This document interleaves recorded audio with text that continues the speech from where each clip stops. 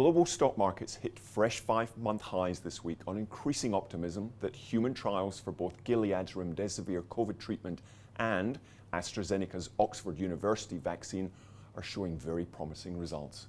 Indeed, the chair of the UK government's vaccine taskforce this week described the data as fantastic, as good as it could have been at this stage. The team at Oxford University started vaccinating volunteers from the 23rd of April, and they've now immunised 9,000 people in the UK, 1,000 in Brazil and South Africa, and something like 25,000 US citizens will be vaccinated soon.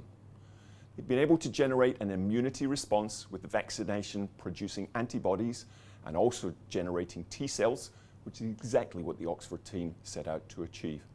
So the hope is that commercial quantities of the vaccine could be readily available by mid-next year. However, the very sharp deterioration in relations between the US and China dragged on sentiment as the week wore on.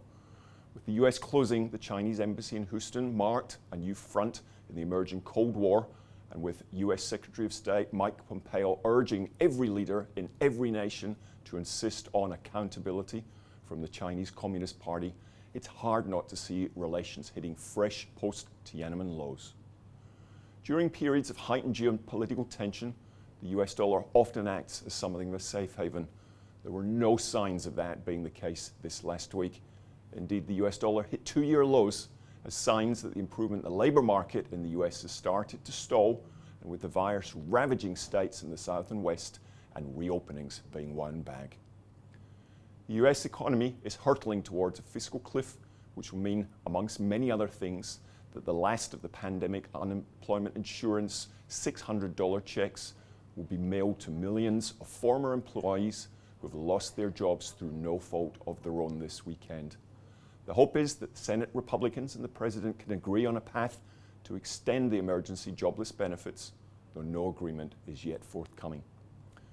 The news here in Australia was dominated by the headlines of a harsh reality that the unemployment rate will hit 9.25% by the end of this year and could hit 10.75%, depending on how businesses allocate available hours amongst existing employees versus hiring new workers, according to Australian Treasurer Josh Frydenberg.